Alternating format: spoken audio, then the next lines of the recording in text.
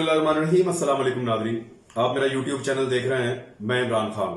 नई बहस, Usama bin Laden दहशतगर्द था या शहीद था? बड़ा सवाल है। और वजीर आजम पाकिस्तान ने पाकिस्तान की कौमी असम्बली में खड़े होकर कह दिया कि उसामा बिन लादेन शहीद। वजीर आजम ने किस तरीके से कहा, किस मौका पर कहा और इसका सियाको सबाक क्या है, उसको समझने के लिए पहले आप वजीर आजम को सुने कि उन्होंने क्या कहा, कैसे कहा। एक हुआ जी, उसामा बिन लादेन को इन्होंने अमेरिकन ने आके एबटाबाद में मार दिया, शहीद कर दिया। उसके बाद क्या हुआ?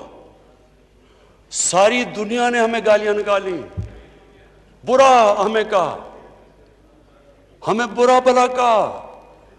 यानी हमारा एलाए हमारे ही मुल्क में आके मार रहा है किसी को और हमें नहीं बता रहा। और 70,000 पाकिस्तानी मर चुके हैं उनकी जंग के लिए। तो ये आपने वजीर आजम पाकिस्तान को सुना। वजीर आजम पाकिस्तान ने पहले कहा कि उसामा बिन लादेन को मार दिया और फिर कहा शहीद कर दिया। जरा टेक्निकली समझे इस बात को, आप एक दफा दोबारा सुने ताकि आपको समझ आए आसानी से। उसामा बिन लादेन को इन्होंने अमेरिकन ने आके एबटाबाद में मार दिया, शहीद कर दिया। वजीर आजम ने पहले कहा कि मार दिया और फिर कहा शहीद कर दिया।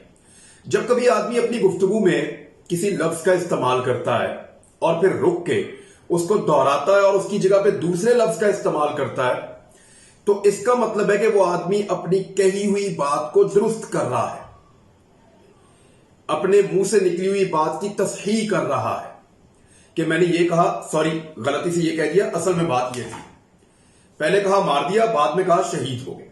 यानी प्राइम मिनिस्टर ने डेलिबरेटली कहा उसामा बिन लादेन को शहीद। इससे पहले एक्स्ट्रा जुडिशियल किलिंग का लफ्ज इस्तेमाल करते रहे हैं कि मावराए अदालत कत्ल कर दिया उसामा बिन लादेन को।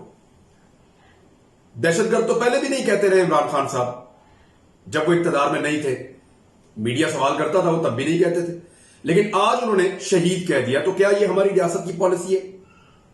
ये बड़े बड़े सवाल आते हैं और वजीर आजम पे इस वक्त सब लोग कीचड़ उछाल रहे हैं, चाहे अपोजिशन है, चाहे लिबरल्स हैं, चाहे जर्नलिस्ट हैं, बहुत सारे लोग। तो वो कुछ सवालात उनके सामने मैं रखता हूं और कुछ जवाब भी देते हैं उनको। लेकिन सबसे पहले आप देखें उसामा बिन लादेन था कौन। उसामा बिन लादेन मोहम्मद बिन अव्वाद बिन लादेन का बेटा था, जिसने बहुत बड़ी कंपनी बनाई थी बिन लादेन, और ये सऊदी अरब की सबसे बड़ी कंपनीज में से एक कंपनी है और बहुत तरक्की याफ्ता लोग थे, बहुत पैसे वाले लोग थे। ये आदमी अमेरिका की आंख का तारा था, यूरोप की आंख का तारा था। इसने उनके लिए वो किया जो वो खुद भी अपने लिए नहीं कर सकते थे। उसामा बिन लादेन की मैं बात कर रहा हूं, हीरो था ये उनका। इसको प्रोटोकॉल मिलते थे एयरपोर्ट्स के ऊपर जब ये कभी यूरोप या अमेरिका जाया करता था। बड़ा शानदार आदमी था। इसने अपना घर बार छोड़ा, अपना पैसा खर्च किया, अपनी जिंदगी दांव पे लगाई और वो लड़ाई लड़ी जो अमेरिका खुद नहीं लड़ सकता था। अमेरिका उस दौर में रूस के साथ एक सर्द जंग लड़ रहा था, सामने आके नहीं लड़ सकता था। ताकतवर से वो खुद सामने आकर नहीं लड़ता, जैसे आज चीन से नहीं लड़ रहा, ऐसे ही वो रूस से खुद नहीं लड़ना चाहता था, लेकिन वो चाहता था कि कोई अमेरिका के लिए लड़े और रूस को तोड़ दे। तो उसामा बिन लादेन जैसे लोग खड़े हुए, पूरे मिडिल ईस्ट से इन्होंने लोग इकट्ठे किए, अमीर अमीर मुसलमान मुल्कों से मुजाहिदीन इकट्ठे किए, पाकिस्तान के कबायली इलाकों में लेके आए, ज़िया-उल हक को साथ मिलाया और उनको कहा कि रूस अफगानिस्तान के बाद पाकिस्तान पे अटैक करेगा। और ये उस वक्त दिखाई भी दे रहा था।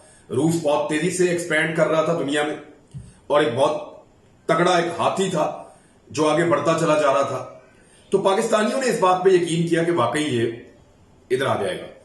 फिर अमेरिकी डॉलर जो है उन्होंने बड़ा काम किया, उन्होंने बहुत लालच भी दिया, असला भी दिया और जहाद का एक कॉन्सेप्ट जो है उसको जिंदा किया गया।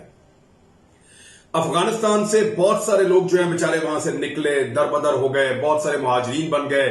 फिर यहां पे तालिबान की एक फोर्स बनी, मुसलमानों की एक मुजाहिदीन की फौज बनी। पाकिस्तान की फौज ने उनको ट्रेन किया, उनके साथ मिलके एक इत्तेहाद कायम किया और फिर रूस के साथ लड़ाई शुरू कर दी। अब ये लड़ाई शुरू होती है 24 दिसंबर 1979 को।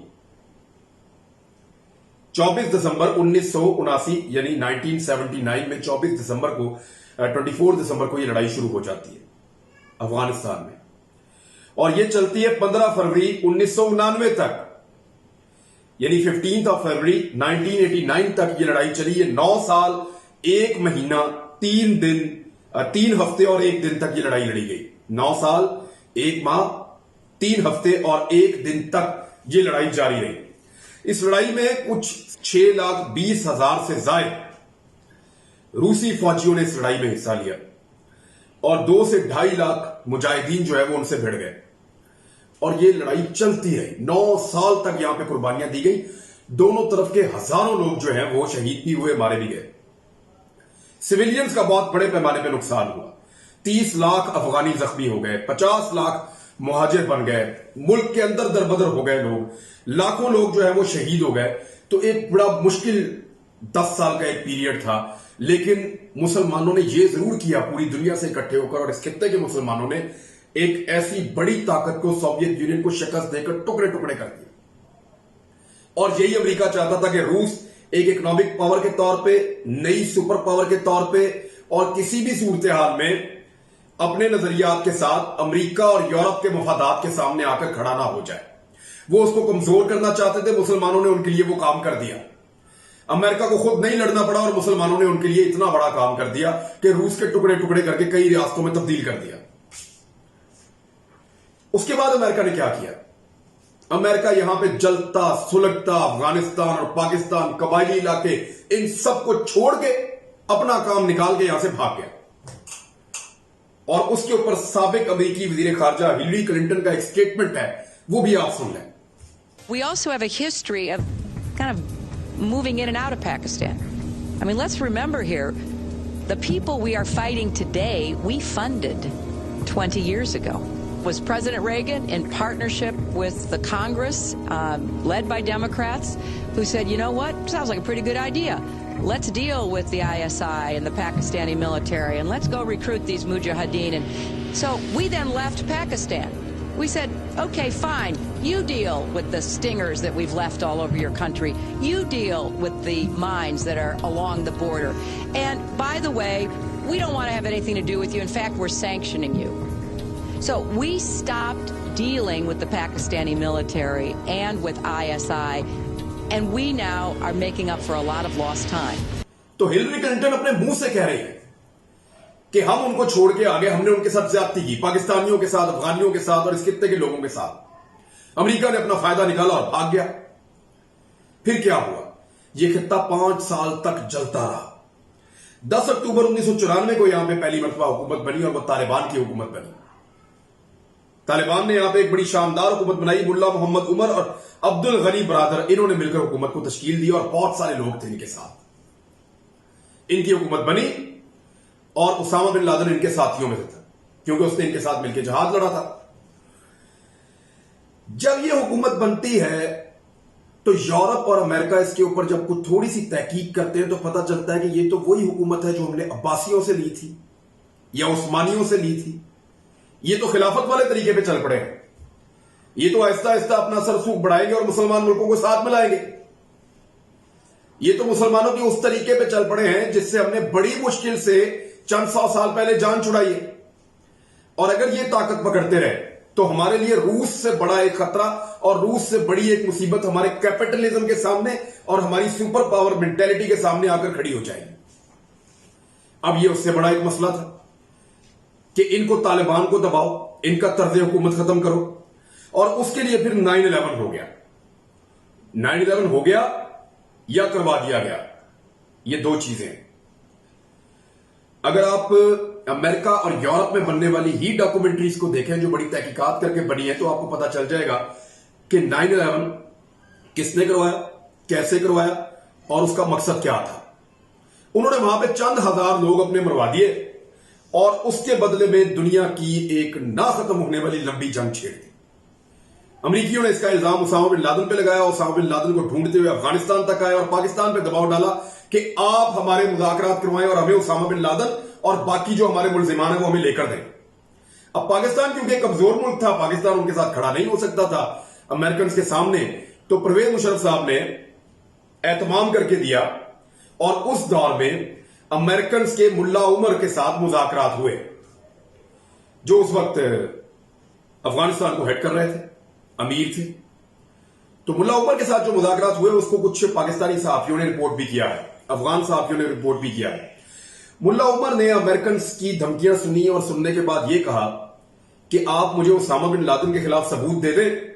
अगर तो वो सबूत दुरुस्त हैं और उसामा बिन लादेन पे साबित होता है कि उसने 9/11 का अटैक किया है ट्विन टावर्स पे, तो मैं आपके हवाले आपका मुलजिम कर दूंगा।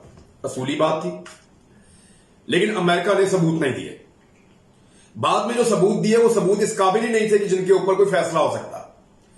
मुल्ला उमर ने उनसे सवाल किया अमेरिकन से कि क्या ये सबूत ऐसे हैं कि आप उसामा बिन लादेन को अमेरिका की किसी अदालत में भी सजा दे दें, किसी आलमी अदालत में सजा दे दें इन सबूतों की बुनियाद पे जिनकी आप बात कर रहे हैं?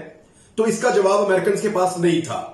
तो मुल्ला उमर ने कहा कि मैं उसामा बिन लादेन को आपके हवाले नहीं कर सकता, क्योंकि आप उसको 9/11 का मुजरिम साबित करने में या मुलजिम साबित करने में नाकाम रहे।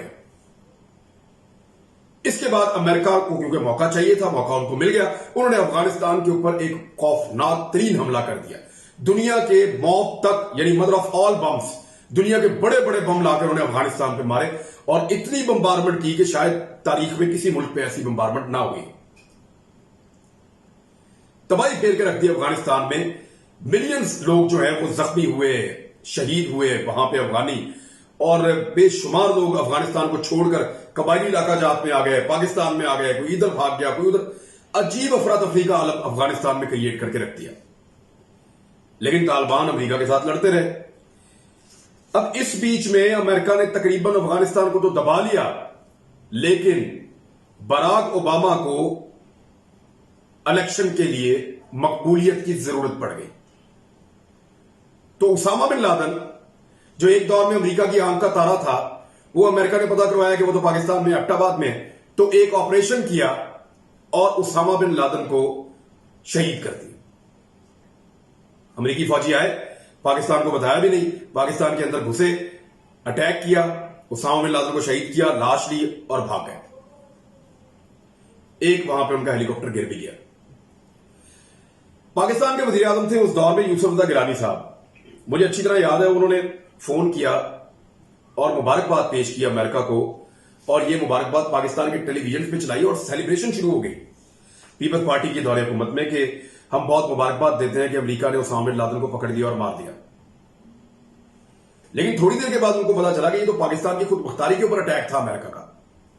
जब पाकिस्तान की फोर्सेस ने यह कहा कि ये अमेरिका ने हमारे साथ धोखा किया और हमारे साथ ज्यादती की है, तो फिर एहतजाज शुरू हो गया। जब प्रेशर आना शुरू हुआ पूरी दुनिया से, इवन तालिबान से, पाकिस्तान के अंदर से, पाकिस्तान के बाहर से, और पाकिस्तान का मजाक बनना शुरू हुआ और पाकिस्तान को समझ आई कि उनके साथ अमेरिका क्या गेम कर गया है, तो फिर पाकिस्तान ने एहतजाज करना शुरू कर दिया और अमेरिका के साथ हमारे हालात भी काफी खराब है। अब आज उसामा बिन लादेन की हलाकत या शहादत के बाद कई साल गुजर गए हैं। इस बीच में वजीर आजम यूसुफ रजा गिलानी के बाद राजा परवेज अशरफ आए, मियां नवाज शरीफ आए, शाहिद खाकान अब्बासी आए और अब इमरान खान साहब आए, और उन्होंने पार्लियामेंट के फ्लोर पे खड़े होकर डिक्लेयर कर दिया उसामा बिन लादेन को शहीद। सही किया या गलत किया? मैं कुछ चीजें आपके सामने रखता हूं, आप खुद ही फैसला कर लें। अगर यही उसामा बिन लादेन रूस की गोली से मारे जाते तो क्या अमेरिका उनको शहीद कहता उस दौर में? बिल्कुल शहीद कहता। लेकिन क्योंकि अमेरिकी गोली से मारे गए हैं, इसलिए आप शहीद नहीं कह सकते। और दहशतगर्दी की डेफिनेशन क्या है कि जो दहशत फैलाए, लोगों को मारे। तो क्या अमेरिका से ज्यादा किसी ने लोगों को मारा? अमेरिका से ज्यादा कत्लो गारतगिरी तो किसी ने नहीं की और ना करवाई है। इराक में क्या किया, अफगानिस्तान में क्या किया, लीबिया में क्या किया, मिडिल ईस्ट में क्या किया, रवांडा में क्या किया, वियतनाम में क्या किया, हिरोशिमा नागासाकी में क्या किया? क्या अमेरिका को कोई दहशतगर्द कह सकता है किसी अमेरिकी सदर को? सबसे ज्यादा बंदे तो उन्होंने मारे, सबसे ज्यादा दहशत तो उन्होंने फैलाई है, और धमकी भी वो बड़ी तगड़ी लगाते हैं। साफ कहते हैं कि तोड़ा बोरा बना देंगे, साफ कहते हैं कि पत्थर की दुनिया में धकेल देंगे, पत्थर के जमाने में धकेल देंगे, साफ कहते हैं। इजरायली जो जुल्म कर रहे हैं फलस्तीनियों के साथ, वो पूरी दुनिया देखती है, लेकिन क्या कोई उन्हें दहशतगर्द कहता है? नहीं कहते। ये जो खूनी लिबरल्स जो इस वक्त बैठ के एक उसामा बिन लादेन के ऊपर ये कह रहे हैं कि उसको दहशतगर्द कहो, उसको शहीद ना कहो, क्या उन्होंने कभी नरेंद्र मोदी को दहशतगर्द कहा? क्या उन्होंने कभी नेतन्याहू को दहशतगर्द कहा?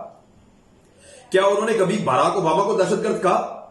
क्या उन्होंने कभी बुश को दहशतगर्द कहा या डोनाल्ड ट्रंप को दहशतगर्द कहा? वो कहेंगे भी नहीं, क्योंकि उनकी जड़ें वहां जाकर जुड़ी हैं, उनके मफाद उनके साथ मिले हुए हैं। हर उस आदमी को यानी अमेरिकन की डेफिनेशन चलेगी या इस्लाम की डेफिनेशन चलेगी? अमेरिकन कहेंगे दहशतगर्द है तो सारे पाकिस्तानी और सारे मुसलमान कहेंगे दहशतगर्द है। अमेरिकन कहेंगे शहीद है तो सारे कहेंगे जी शहीद है, इसका मजार बना दो। ऐसा तो नहीं है। हमारी डेफिनेशन तो 1400 साल पहले नबी अकरम सल्लल्लाहु अलैहि वसल्लम दे गए। और तालिबान की सारी लड़ाई अपने खित्ते पे आने वाली गैर मुस्लिम फौजों से जान छुड़ाने के लिए थी। चाहे पहले रशियंस आ गए, बाद में अमेरिकन आ गए। वो रशियन से भी अपना खित्ता, अपना इलाका, अपने लोगों को बचाने के लिए लड़े, अपने मुल्क को बचाने के लिए लड़े, और अमेरिकन से भी अपना खित्ता, अपने लोग, अपना इलाका और अपना मुल्क बचाने के लिए लड़े। उन्होंने दोनों के साथ एक जैसी लड़ाई लड़ी है। तो यह कैसे हो सकता है कि एक की गोली से मरे तो शहीद और दूसरे की गोली से मरे तो वो दहशतगर्द? ये नहीं हो सकता। शहीद की डेफिनेशन वो नहीं होगी जो यूरोप या अमेरिका में बताएगा। शहीद की डेफिनेशन वो होगी जो होगी।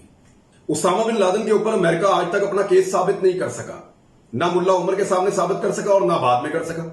और अगर कर सकता होता तो जिंदा पकड़ के लेके जा रहा था, जिंदा ले जाता, यहां से ले जाता, ले जाके आलमी अदालत में या दुनिया की किसी भी अदालत में मुकदमे चलाता, चला के साबित करता कि ये आदमी है। वो तो वो कर नहीं सका। और उसामा बिन लादेन को जिंदा पकड़ने के लिए जो सबसे बड़ा प्रॉब्लम अमेरिका को आता वो ये आता कि सऊदी अरब के अंदर से बहुत बड़ी आवाजें उठती कि जाओ जाके इसका मुकदमा लड़ो, और फिर वो मुकदमा लड़ना पड़ता। और अमेरिका वो मुकदमा कैसे जीतता? जब शवाहिद ही नहीं है आपके पास, जब सबूत ही नहीं है, वहां आपको ट्रायल का हक देना पड़ता, मुलजिम को मौका मिलता बात करने का। तो ऐसा है कि अमेरिका ने पाकिस्तान को धोखा दिया था। लेकिन अब जरा आ जाए, इस तरह के प्राइम मिनिस्टर ने अब शहीद क्यों कहा उसामा बिन लादेन को? अगर तो डेलिबरेटली कहा है तो याद रखें कि ये एक पॉलिसी है जो पाकिस्तान की रियासत ने और गवर्नमेंट ने अब अडॉप्ट कर दी है। तो उसके पीछे 3-4 चीजें हैं। नंबर 1, अब तालिबान की जरूरत पड़ गई है अमेरिका को। अमेरिका उनकी तारीफें कर रहा है, माइक पोम्पियो उनकी तारीफें कर रहा है, डोनाल्ड ट्रंप कह रहा है, इवन ज़िल्मे खलीलजाद उनकी तारीफें कर रहा है कि जबरदस्त लोग हैं तालिबान। वो उनके साथ मुज़ाकरात कर रहे हैं और पाकिस्तान के जरिए से कर रहे हैं। पाकिस्तान उसमें मददगार और सहूलतकार का किरदार अदा कर रहा है। तो अमेरिका जब उनके साथ इतना लंबा अरसा लड़ने के बाद उनको इज्जत देके उनके सामने बैठ के उनके साथ मामला हल कर रहा है, तो हमें क्या तकलीफ है कि हम किसी की दुश्मनी को अपनी दुश्मनी बना लें? या तो हमारे पास, इन लिबरल्स के पास और इन पॉलिटिकल पार्टीज के पास उसामा बिन लादेन के खिलाफ सबूत मौजूद है, इन्होंने देखे हैं कि उसने 9/11 किया था, या उसामा बिन लादेन का कोई ऐसा स्टेटमेंट लेकर आ जाए जिसमें वो कह रहा है कि जी मैंने ये किया है। इन्होंने तो कई कॉपी उसामा बिन लादेन की बनाई हुई थी और जो मर्जी स्टेटमेंट उसका जारी कर देते थे, लेकिन कोई ऐसा कंक्रीट एविडेंस जिससे वो उसको दहशतगर्द साबित कर सकते हो। हां, मेरे पास ऐसे बहुत सारे सबूत हैं जिसमें अमेरिका दहशतगर्द साबित होता है, इजराइल साबित होता है, इंडिया साबित होता है, कई यूरोपीय ममालिक दहशतगर्द साबित होते हैं। बहुत सबूत है हमारे पास, सारी दुनिया में जगह जगह चप्पे चप्पे पे सबूत है। लेकिन उसामा बिन लादेन को टारगेट किया जाए अमेरिका की जानिब से ओबामा के इलेक्शन के लिए, अब उनको जरूरत नहीं है। मेरे ख्याल में अमेरिकन भी इस पे इतना शोर नहीं मचाएंगे। इस वक्त वो तालिबान से मुज़ाकरात करना चाहते हैं और आई थिंक आपकी रियासत ने अब ये पॉलिसी इख्तियार कर ली है, तो इसको आप बर्दाश्त करें और इसके साथ चलना सीखें। तो जो काम अमेरिका ने तालिबान से लिया था वही काम अब अमेरिका लेना चाहता है इंडिया से, कि वो अपने हिंदुओं को इकट्ठा करे, कट्टर किस्म के हिंदुओं को जो सख्त नौयत के हिंदू हैं, और चीन के ऊपर धावा बोल दे और चीन का वही हाल कर दे जो पाकिस्तान ने और यहां के मुसलमानों ने और मुजाहिदीन ने मिलकर रूस का किया था। लेकिन वहां अमेरिका को बहुत मायूसी हो रही है। ये मुसलमान थे, ये किसी और जज्बे के साथ लड़े थे और अमेरिका को लगता था कि इनका स्विच ऑफ करेंगे तो ये सारे चुप करके बैठ जाएंगे। ऐसा नहीं हुआ। 5 साल के बाद वहां पे एक रियासत बनी, तालिबान ने वहां पे हुकूमत तश्कील दी और फिर उसके चंद साल के बाद अमेरिका को 9/11 करके उसको खत्म करना पड़ा, उनके खिलाफ अटैक करना पड़ा और आज 20 साल के बाद वो मजबूर है उनके साथ मुज़ाकरात करने के लिए। तो उनकी ताकत को और उनके ईमान को आप समझिए। मेरे ख्याल में ये उलझने का वक्त नहीं है, ये अपना किबला दुरुस्त करने का वक्त है। अपना ख्याल रखिएगा। ये जो चीजें मैंने आपके साथ शेयर करनी थी कर दी। इसमें अगर कोई तस्हीह आप करवाना चाहते हैं या कुछ ऐसी चीजें जो आपके ख्याल में मिसिंग है, क्योंकि टॉपिक इतना बड़ा है कि इसमें बेशुमार चीजें ऐसी होंगी जो मैं छोड़ गया हूं, तो आप हमें कमेंट कर सकते हैं। बहुत शुक्रिया। अपना ख्याल रखिएगा। हमारे चैनल को लाइक करें, सब्सक्राइब करें दोस्तों के साथ भी इसको शेयर करें ताकि मेरी टीम की मजीद हौसला अफजाई। अल्लाह हाफिज।